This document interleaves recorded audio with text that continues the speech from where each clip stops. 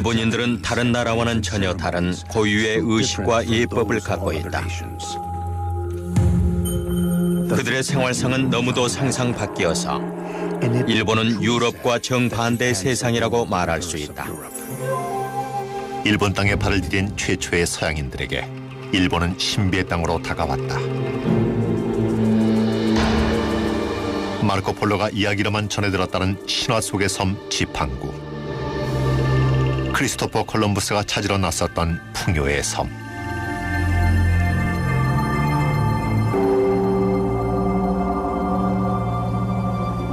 (1543년) 포르투갈인들이 일본에 처음 상륙했을 때 그곳은 오랜 세월에 걸친 내란으로 무척 혼란스러웠다. 이 혼란 속에서 위대한 사무라이 하나가 등장하는데 그가 세운 정권은 차후 250년간 강력한 힘으로 일본을 지배하게 된다.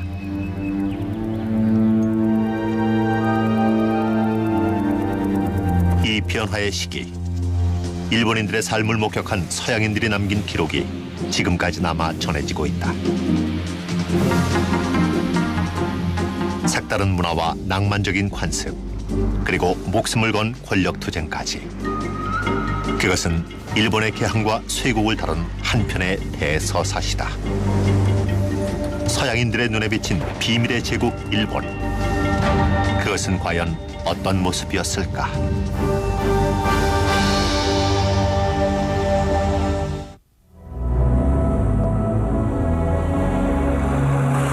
토끼와 물의 해, 8번째 달 25째 날 서쪽 해안에 거대한 배가 나타났다. 그것이 어디서 왔는지는 아무도 몰랐다. 이것은 한 승려가 남긴 기록이다. 망을 보던 사무라이들은 즉시 이 사실을 영주에게 알렸다. 배 위에는 그때까지 일본인들이 한 번도 본 적이 없는 이상한 사람들이 타고 있었다. 그 지역을 관할하는 영주, 즉 다이묘는 이 이방인들을 성으로 불러들였다. 때는 1543년. 이들은 일본 해안에 최초로 상륙한 유럽인들이었다.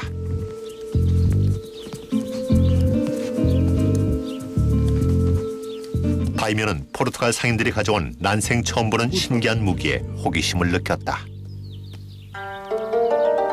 일본인들은 새로운 것, 신기한 것에 관심이 많습니다. 따라서 난생 처음 보는 유럽인들에게 큰 흥미를 느끼는 건 당연하죠.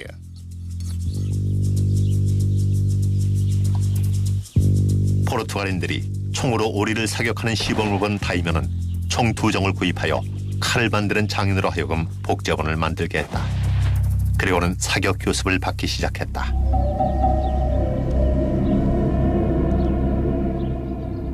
일본에 상륙한 유럽인, 그리고 이들의 무기와 종교는 그 후 일본에 아무도 예측할 수 없는 영향을 미치게 된다.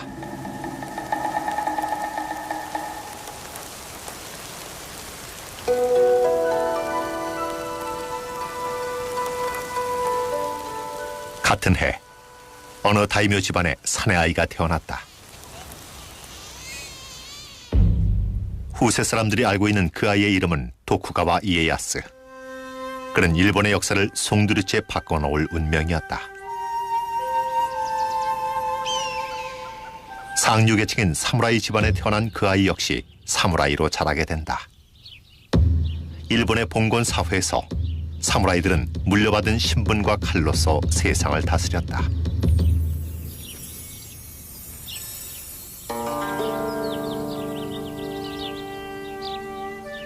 다이묘 영주의 아들이었던 이에야스는 어려서부터 일찌감치 무술과 병법, 정치를 배워야 했다.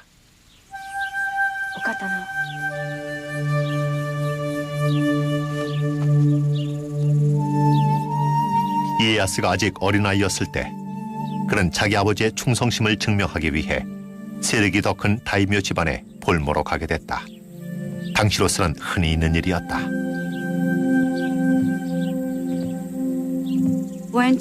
볼모로 데려간 어린아이들은 인질로 취급되지 않았습니다. 그 풍습은 전국시대를 통해 아무도 서로를 믿을 수 없게 된 상황에서 발생한 불가피한 조치였지요. 그래서 하금영주의 아들을 볼모로 데려다 놓은 것입니다.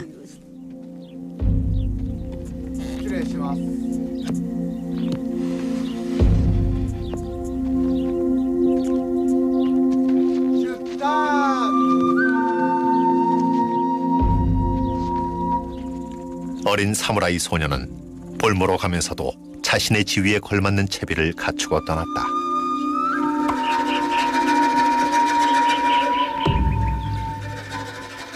그는 자신의 앞날을 알지 못했고 두 번 다시 부모를 만날 수 없는 운명이란 것도 알지 못했다.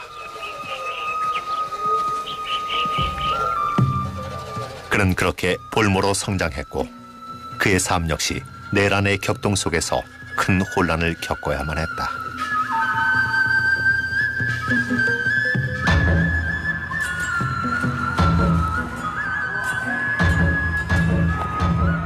일본 전체가 내란에 휩싸여 있다. 모두가 서로 속고 속이는 가운데 누구도 믿지 못한다. 사람들은 당리당략에 따라 파벌을 이뤘다가도 하루아침에 적으로 돌아서는 일이 허다했다.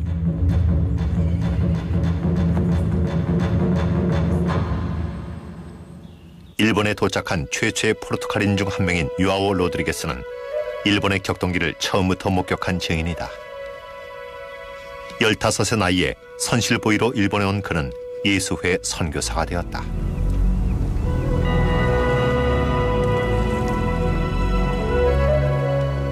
포르투갈 상인들은 새로운 무역상들을 찾아 항로를 개척해 나갔고 주로 여기엔 예수회 선교사들이 동행하여 미지의 땅에 복음을 전파했다. 젊고 독실한 예수의 수사들은 일본에 도착하기까지 2년간의 여정에 활기를 불어넣었다. 그들이 보기에 일본은 선교 활동을 하기에 더없이 좋은 나라였다. 이들이 고국에 보낸 보고서에는 당시 일본의 모습이 상세히 묘사돼 있다.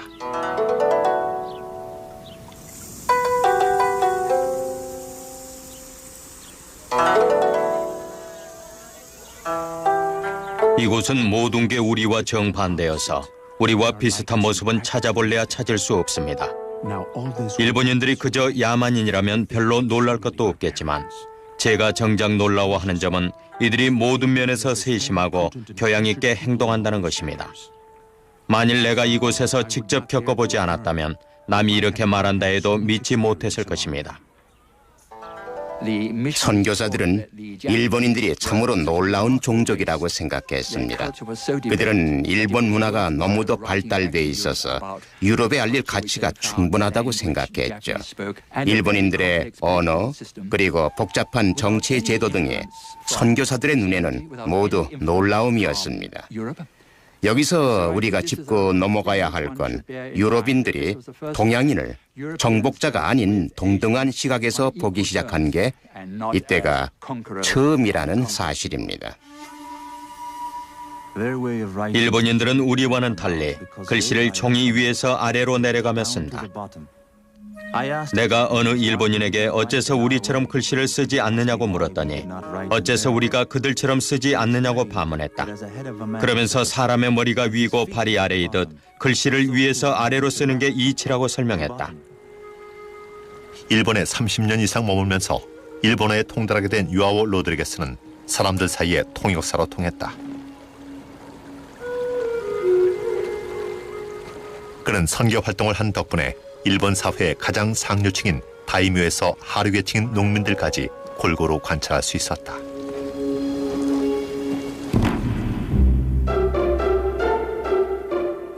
일본 사람들은 귀족이건 천민이건 간에 누구나 부채를 하나씩 들고 다닌다. 사업상의 계약을 할 때나 뭔가를 잊지 않기 위해 기록해 놓을 때 부채에 적는 게 습관이다. 사람들은 늘 손에다 부채를 쥐고 폈다 접었다 들여다보기를 반복한다. 부채 없이 집을 나서는 사람은 아무도 없다.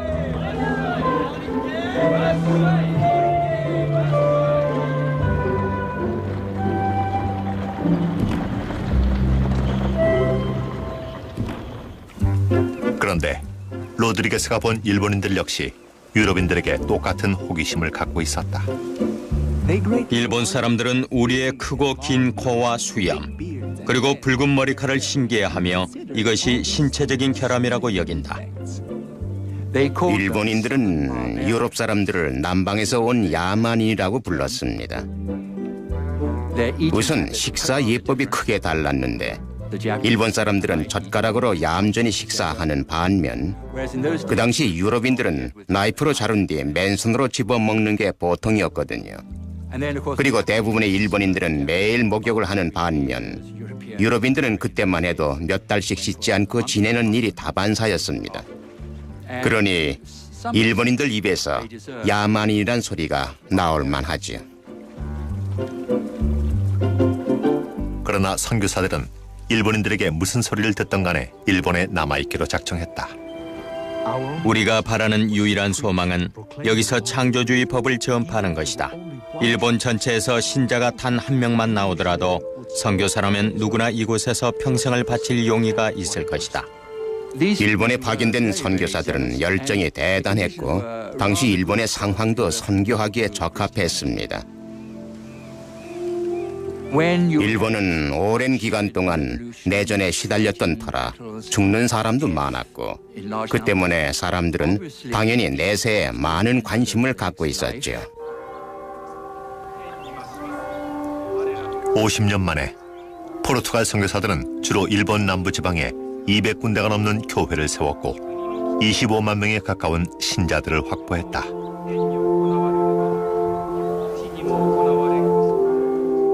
당시 무역과 종교는 서로 뗄래야 뗄 수 없는 관계에 있었다. 유럽인들과의 무역으로 큰 이득을 얻는 일본인이 있는가 하면 일부에서는 기독교의 세력 확장을 우려 섞인 시선으로 바라보는 일본인들도 있었다. 일본 땅에 상륙한 최초의 서양 선교사들과 상인들, 이들은 일본의 역사에 뜻하지 않은 영향을 주게 된다.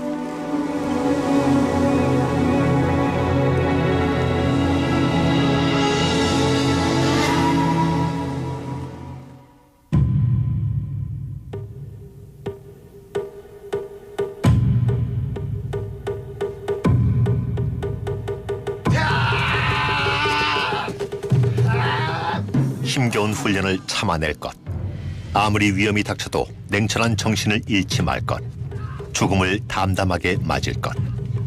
이것이 바로 검도의 기본 정신이다.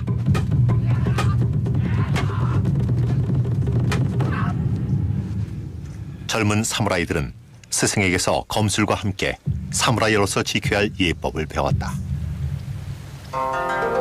가족을 대표해 볼모로 간 어린 이에야스 역시 이 같은 교육을 받으며 성장했다.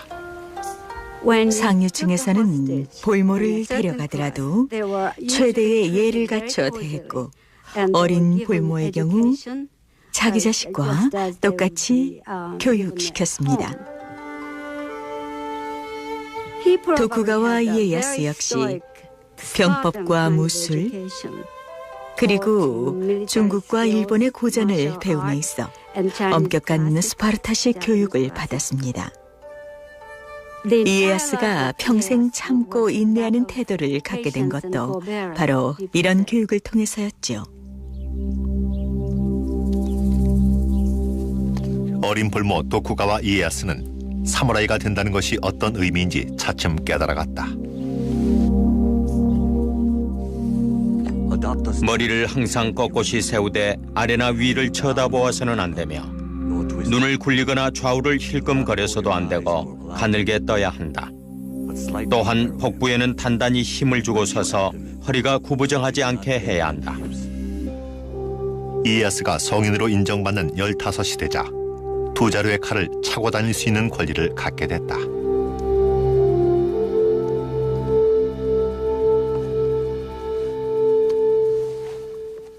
칼은 사무라이 계급의 상징입니다.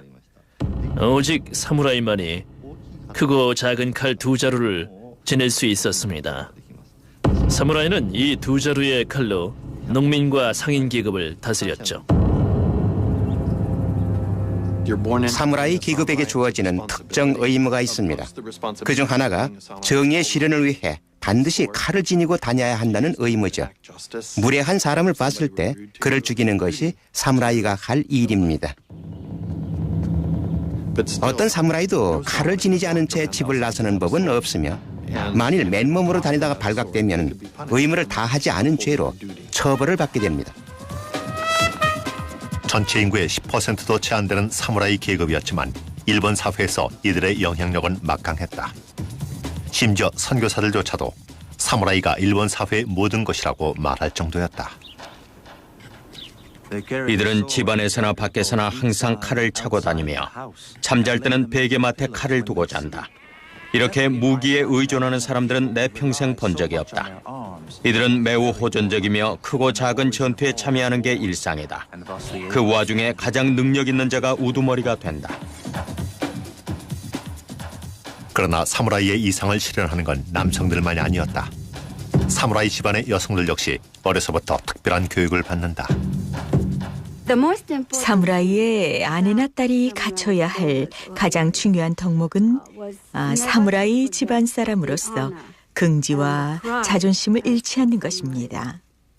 이들은 공경에 처할 경우 적에게 능욕당하느니 스스로의 목숨을 끊도록 교육받습니다.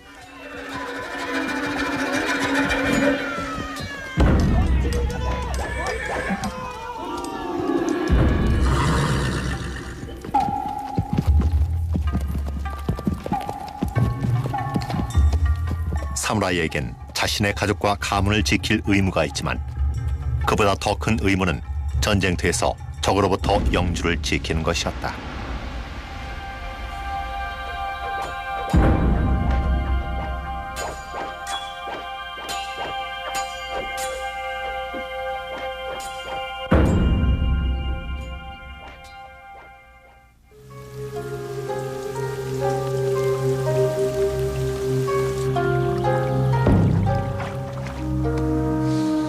그런 사무라이에게 있어 어떻게 죽이느냐 못지않게 중요한 것은 바로 자신이 언제 어떻게 죽느냐 하는 문제였다. 사무라이는 죽는 순간까지도 위험을 지켜야 합니다. 죽는 순간에도 자신의 신체와 운명을 통제하고 내면의 힘을 과시해야 합니다. 어찌 보면 사무라이는 죽는 순간마저도 철저히 연출해서 보여줄 의무가 있는 것입니다. 사무라이가 죽는 방법은 세푸코 혹은 하라키리라 불리는 할복 자살이다. 사무라이는 장검과 단검, 두 자루의 칼을 항상 소지하고 다닙니다. 이 중에 단검은 할복할 때 사용되는 칼입니다. 사무라이가 할복하는 이유는 사람의 영혼이 복부에 있다고 믿기 때문이죠. 따라서 할복을 해보면 그 사람의 영혼이 순수한지 그렇지 못한지를 알 수 있다고 믿었습니다. 죽음을 앞두고 남기는 시에서부터 칼로 배를 긋는 최후의 순간까지 세푸코는 명예로운 죽음을 위해 최대한의 격식을 갖춘 의식이다.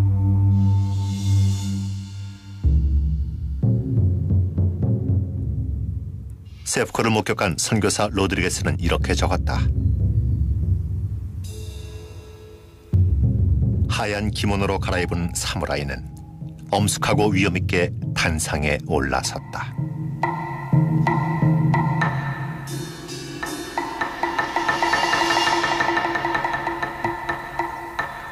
그리고는 커다란 목소리로 사람들에게 똑똑히 지켜보라고 말했다.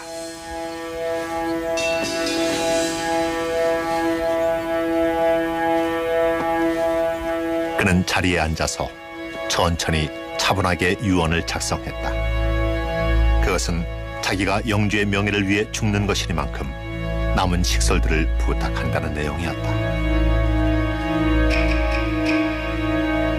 그리고는 작별 인사를 고한 다음 두려움 없이 할복해 목숨을 끊었다.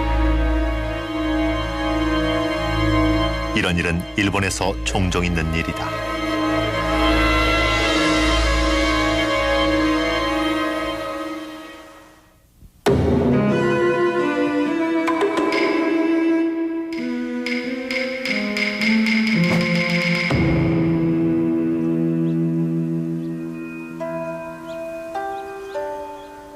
이르는 때가 있다.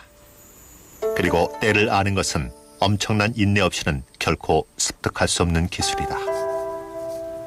무사의 삶에도 흥망성쇠의 때가 있고 이 모든 건 그의 삶 속에 조화를 이루고 있다. 이것은 사무라이의 삶의 지침이 되는 영원불변의 원칙이다. 흔히 도쿠가와 이에야스에게 있어 때를 기다릴 줄 아는 인내와 끈기는 그의 가장 큰 무기가 된다. 그는 18살에 결혼하여 두 아이를 두고 있었다. 하지만 그는 여전히 통치자인 다이묘의 볼모로 잡혀있는 몸이었다.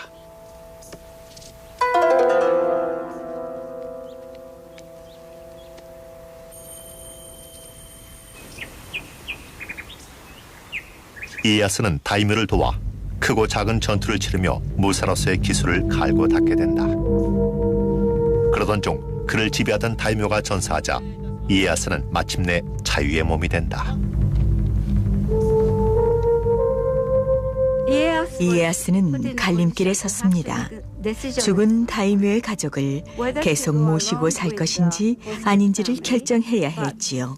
하지만 그에게는 고향으로 돌아가 자기 집안이 소유하고 있던 영토를 되찾고 그것을 더 확장하려는 야망이 있었습니다.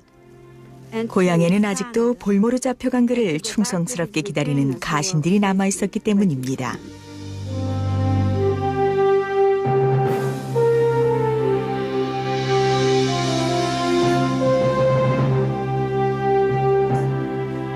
이에야스는 독립된 영주, 즉 다이묘로서의 지위를 되찾기로 마음먹는다.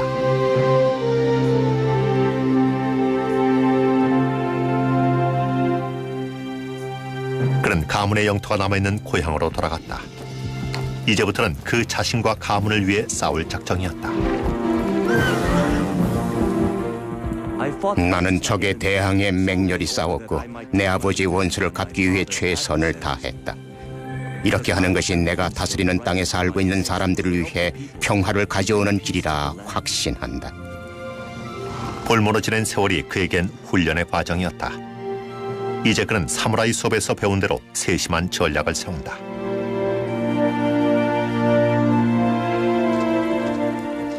우선 그는 치밀한 계산하에 자신의 주인을 죽인 오다 노부나가와 동맹을 맺었다.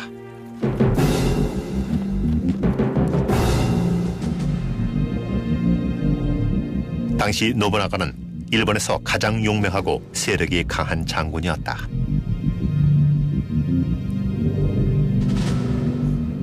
선교사 로드리게스는 천하 통일을 위해 힘쓰던 노부나가를 이렇게 기록했다. 노부나가는 일본의 전국시대를 종식시키기 위해 나선 최초의 인물이다. 그가 일본 땅의 절반을 정복하자 나머지 절반은 그의 이름만 듣고도 두려워한 나머지 무슨 명령이든 복종할 태세였다.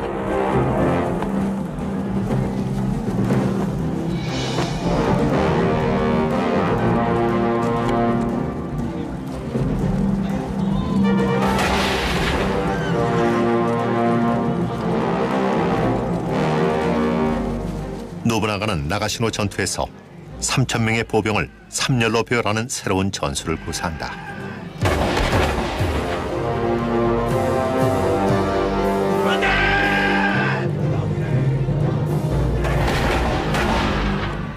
만 명에 달하는 적군에 맞서 노부나가의 보병들은 3중 연속 사격 진영을 구축하며 적군을 물리쳤다.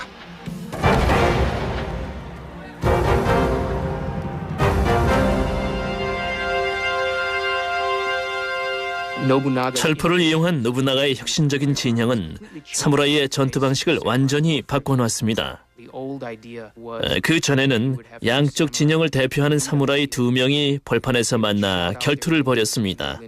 우선 한쪽 사무라이가 자신의 출신과 이름을 큰 소리로 외쳐서 말하고 상대를 큰 소리로 불러내는 것이 순서였죠. 매우 신사적인 결투 방식이라고 할 수 있습니다.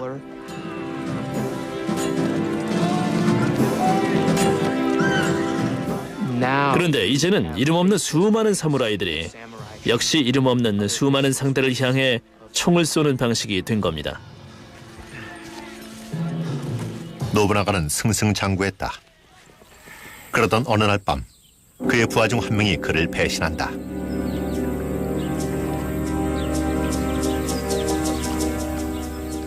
때마침 한 선교사가 이것을 목격했다. 내가 일과를 마치고 저녁 기도를 올리고 있는데 어떤 신자 하나가 다급히 찾아와서는 성 안에 난리가 났다고 전했다. 밖에서는 총소리가 들렸고 불꽃이 보였다. 영주 밑에 있는 장군 중 하나가 배반했다는 소문이 돌았다. 어떤 이는 영주가 할복했다고도 하고 또 어떤 이는 영주 스스로 성에 불을 지르고 죽음을 맞이했다고도 했다.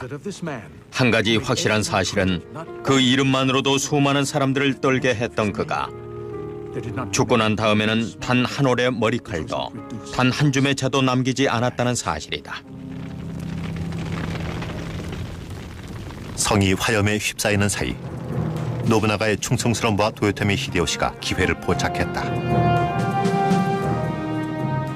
도요토미 히데요시는 즉시 행동을 취하고는 배신자를 살해했습니다.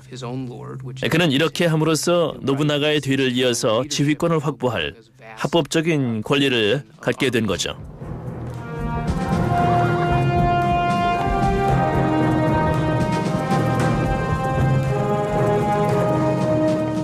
이에야스는 한 걸음 떨어져 이 사태를 지켜본다. 과연 히데요시 밑으로 들어가야 옳은가? 아니면 지금 정면으로 맞서 지휘권을 장악해야 옳은가?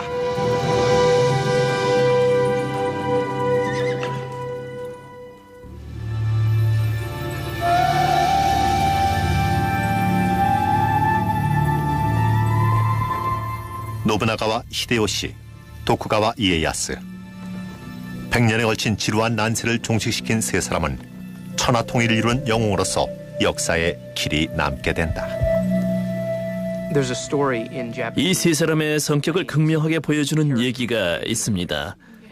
오다 노부나가와 토요토미 히데요시, 도쿠가와 이에야스 세 사람이 두견새를 앞에 두고 있었는데 새가 울지 않자 노부나가는 새를 죽여버리겠다고 말합니다. 그러자 히데요시는 새가 울지 않으면 울게 만들겠다고 말했고 이에야스는 새가 울지 않으면 울 때까지 기다리겠다고 말을 합니다. 이렇듯이 이에야스는 인내와 끈기의 전략가로서 조용히 때를 기다리다가 행동을 취하는 성격이었습니다. 노부나가가 죽고 난 후 이에야스와 히데요시는 서로를 신중하게 견제하며 상대를 제압할 기회를 엿보았다. 군인으로서의 이에야스는 전쟁터에서 조금도 망설임이 없는 용감한 인물이었습니다. 그러나 그는 용감하면서도 신중한 성격이었죠. 그에 관해 전해오는 한 가지 유명한 일화가 있습니다. 말을 잘 타기로 유명한 그가 말을 타고 가다가 불어난 강물을 건너게 됐습니다. 강 위에는 외나무 다리가 있었는데 사람들은 위대한 이에야스가 어떻게 강을 건널지 숨을 죽이고 지켜봤습니다. 그런데 뜻밖에도 이에야스는 말에서 내려 고삐를 잡더니 말이 외나무 다리를 건널 수 있도록 조심조심 이끌었습니다. 그가 얼마나 신중한 사람인지 잘 보여주는 일화죠. 이에야스가 최대한 몸을 낮추고 신중한 전략을 구사한 반면 히데요시는 기회가 찾아오자 재빠르고 단호한 조치를 취했다. 사실 도요토미 히데요시는 하층민 출신이었다. 농군의 아들로 태어나 밑바닥부터 한 계단씩 차례로 밟아 최고의 자리에 오른 히데요시였으나 자신의 운명에 관해서는 확실한 신념을 갖고 있었다. 내 어머니가 날 잉태했을 때 신비한 징조가 있었다. 그리고 내가 태어나던 바로 그날 밤 갑자기 방 안에 햇살이 들어차면서 밤이 낮으로 바뀌었다. 이를 보고 사람들이 예언하기를 이런 기적을 안고 태어난 아이는 비범한 능력을 지닌 인물이 될 것이라고 했다. 그리고 이제 나는 그 예언을 이루었다. 히데요시가 권력을 잡은 지 얼마 후 이에야스는 그에게 도전한다. 그러나 곧 히데요시와 맞서는 것보다는 그와 동맹을 맺는 편이 훨씬 이득이란 걸 깨닫는다.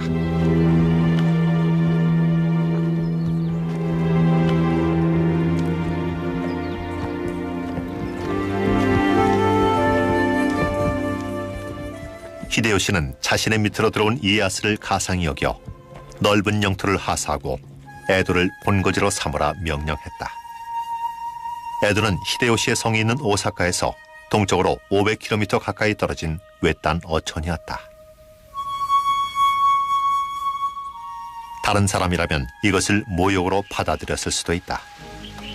그러나 훗날 도쿄가 될 에도에서 이에야스는 병력을 총동원해 거대한 5층짜리 성체를 짓기에 바빴다.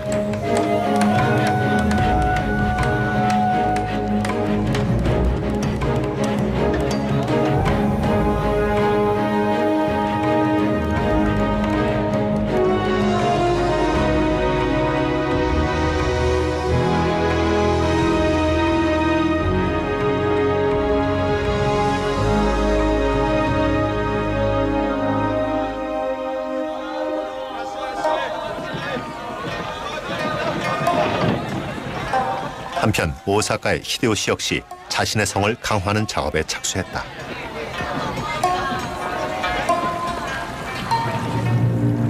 일본 역사를 통틀어 가장 견고한 요새로 평가받고 있는 오사카 성은 동시에 가장 화려한 성이기도 하다. 오사카 성은 인근 교토에 있는 천황의 궁궐과 가까운 전략적 위치를 확보하고 있었다. 여러 세기 동안 일본 천황은 이름뿐인 통치자였고 진짜 권력은 각 영주들에게 있었다. 천황은 연회에 참석하고 시나 읍조리며 세월을 보내는 존재였다. 이에야스의 시절 천황은 무기력한 존재였습니다.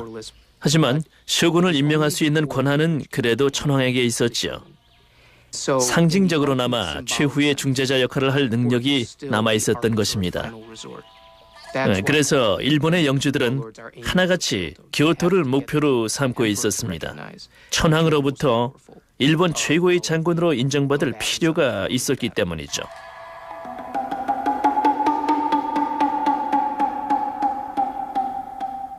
히데요시는 공연을 벌이는가 하면 연회를 베푸는 등 천황의 비위를 맞추기 위해 온갖 수단을 동원했다. 그러나 천황은 천민 출신인 그에게 쇼군의 칭호를 내리지 않았다.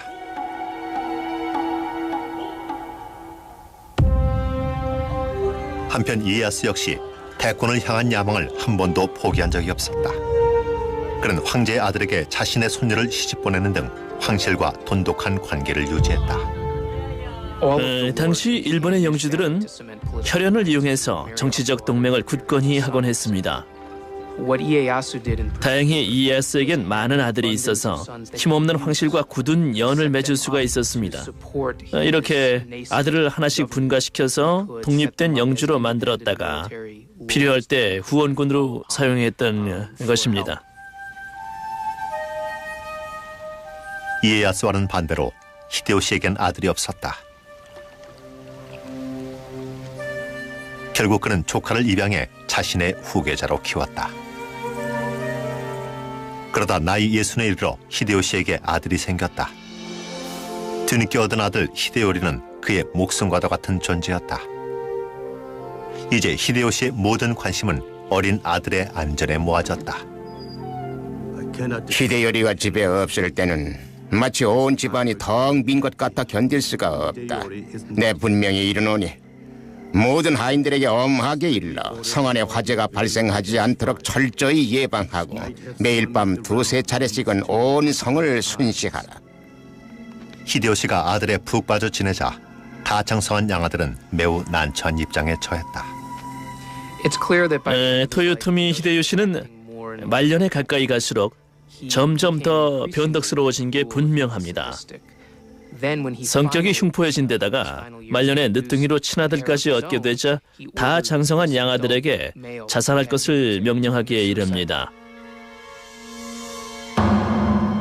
또한 히데요시는 양아들의 식구들도 전부 죽이라고 명령했다.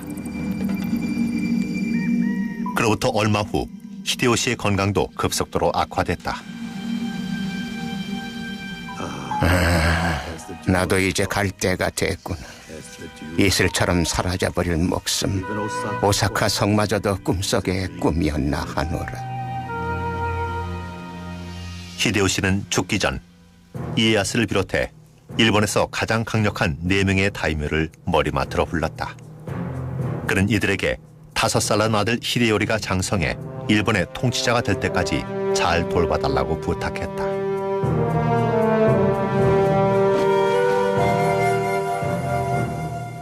이에야스는 목숨을 걸고 아이를 돌보겠다고 맹세했다. 그러나 그 맹세는 매우 지키기 힘든 약속이었다.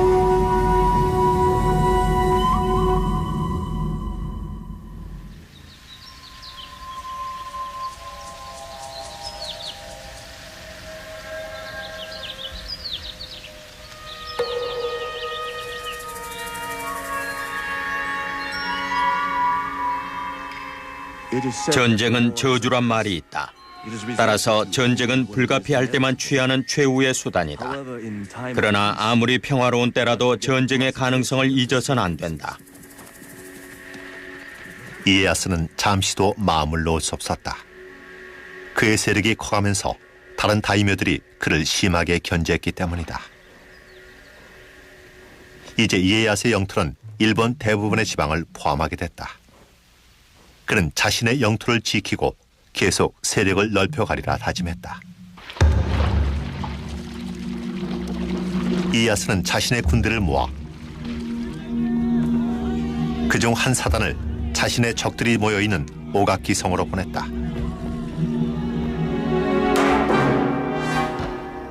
전쟁이 시작되자 부녀자와 아이들은 서둘러 피신했다. 이에야스가 대군을 파견해 성을 포위하자 밤낮으로 싸움이 벌어졌다. 오가키 성에서 대승을 거둔 이에야스의 군대는 나머지 다이묘들과 그 잔당들의 뒤를 쫓았다. 이들은 세키가하라 마을 서쪽에 위치한 좁은 계곡에서 대치하게 된다. 이 세키가하라 전투야말로 일본의 역사를 바꿀 중요한 전투였다. 이에야스는 계곡이 한눈에 내려다 보이는 언덕 위에 본부를 설치하고는 지원군이 올 때까지 밤새 기다렸다.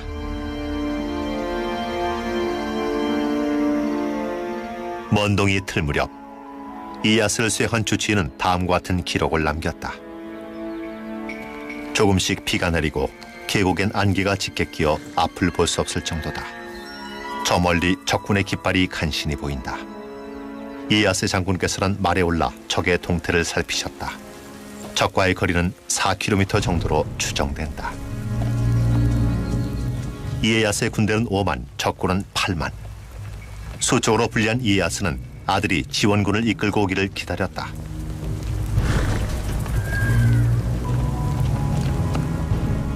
그러나 아침 8시 갑자기 안개가 걷히면서 대치 상태에 있던 양쪽 군대가 서로를 발견한다.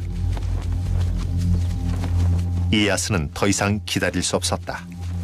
군사들에게 전진 명령을 내린 그는 저 유명한 말을 남겼다. 전쟁터에 나갔다 돌아오는 방법은 단 2가지. 적의 목을 베어오거나 네 목을 내주고 오는 것이다.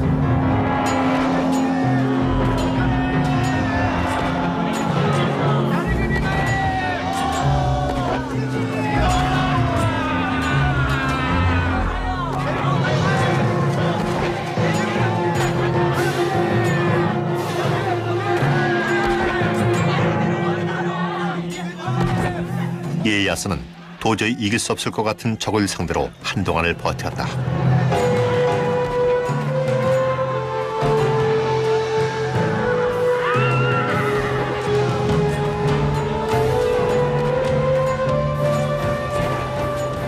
그러다 갑자기 전세가 뒤바뀌기 시작했다.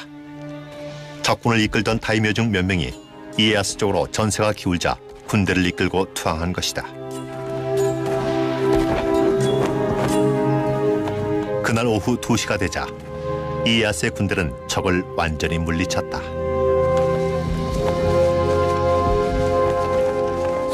세키가라에서의 승리는 전국 시대를 종식하고 새로운 시대의 시작을 알리는 서곡이었습니다. 세키가라 전투가 중요한 이유는 바로 이 때문이죠. 이에야스의 권력을 인정한 천황은 그에게 쇼군의 칭호를 내린다. 그것은 오직 일본 최고의 장군에게만 주어지는 칭호였다. 마침내 도쿠가와 이에야스는 일본의 모든 군대를 지배할 권한을 갖게 됐다.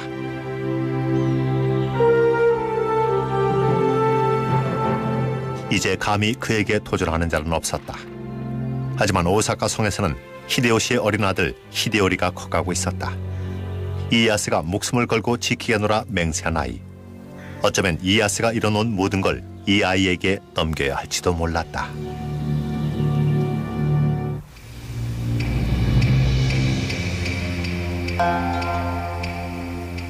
히데요리가 성인이 되자 한 다이묘가 경고한다.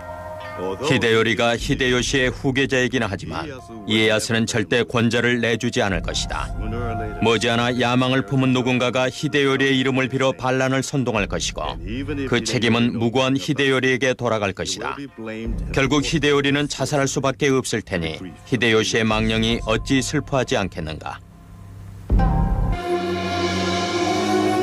히데요리가 성인이 되자 이에야스는 더 이상 그를 무시할 수 없게 됐습니다. 단지 살아있다는 것만으로도 큰 위협이 됐으니까요. 이에야스는 히데요시의 합법적인 후계자인 히데요리가 성인이 될 때까지 목숨을 걸고 돌봐주겠다고 맹세를 한 바 있습니다. 따라서 히데요리는 도쿠가와의 권력에 큰 걸림돌이 된 존재지요. 이에야스로서는 한 가지 방법밖에 없었다. 히데요리가 죽을 때 했던 맹세를 깨는 수밖에 없었던 것이다. 이에야스는 다시 한번 싸움을 일으켜야 했다. 당시 상황은 또 하나의 일전을 예고하고 있었습니다. 일본에는 여전히 수천 명의 사무라이들이 건재했는데 그들 중 상당수는 히데요시 일가에 충성을 맹세한 사람들입니다. 따라서 아들 히데요리에게도 똑같은 충성을 바치는 게 당연했죠.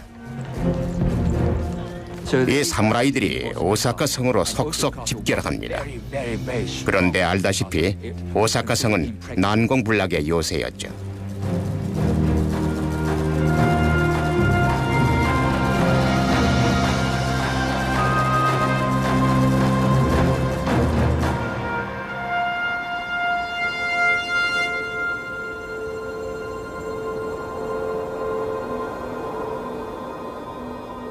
(1614년) 겨울, 이에야스는 히데요리에게 반란죄를 씌우고 군대로 하여금 오사카 성으로 진격하게 한다.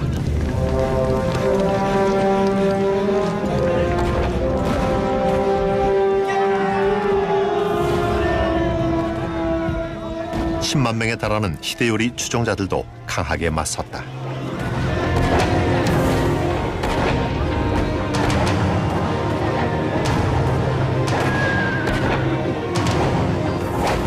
이에야스는 교활한 전략을 짜냈다.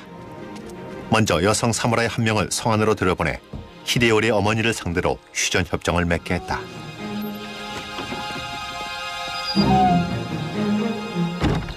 이에야스는 히데요리가 더 이상 반란을 꾀하지 않겠다고 맹세할 경우 책임지고 그의 안전을 보장해 주겠다고 약속한다. 자신의 진심을 증명하기 위해 이에야스는 혈서까지 써보냈다. 히데요리의 어머니는 아들에게 이에야스의 제안을 받아들이라고 간청했다. 이에야스의 계략이 적중한 것이다. 싸움이 중지되자마자 이에야스는 군사들을 시켜 오사카 성을 둘러싼 깊은 해자를 메우기 시작했습니다. 그러자 오사카 성에서는 크게 반발했죠. 하지만 이에야스는 꿈쩍도 안 했고 해자를 다 메우자마자 군사들을 성 안으로 들여보냅니다. 그리고는 끔찍한 대학살이 벌어졌죠.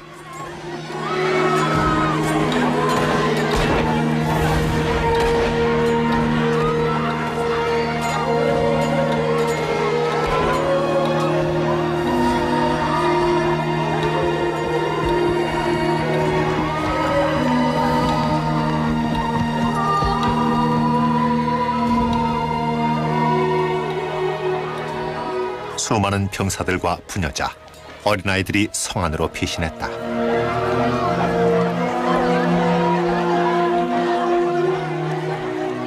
이 광경을 목격한 유럽 상인은 이렇게 적었다. 오늘 이에야스가 오사카 성으로 쳐들어가 히데요리의 병력을 완전히 전멸시켰다는 소식을 들었다. 이 과정에서 10만에 가까운 사람들이 목숨을 잃었는데 죽은 사람 중에 목이 제대로 붙어있는 사람은 하나도 없다.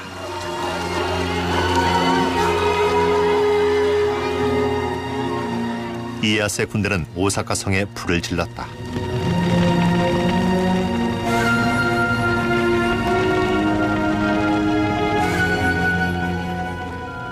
히데요리는 화염에 갇혀서도 항복하길 거부했다. 달리 선택권이 없었던 그는 결국 할복하고 말았다.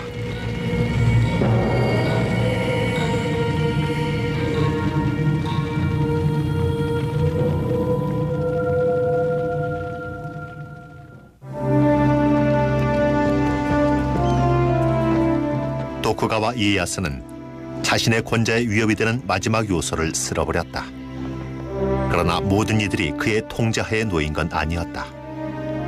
그가 가치를 인정하면서도 불신하는 서양 상인들이 있었고 무엇보다도 가장 큰 위협으로 여긴 기독교도들이 남아있었다. 도쿠가와 이에야스는 일단 싸움에서 승리했다. 그러나 일본의 미래를 지배하기 위한 그의 싸움은 그때부터 시작이었다.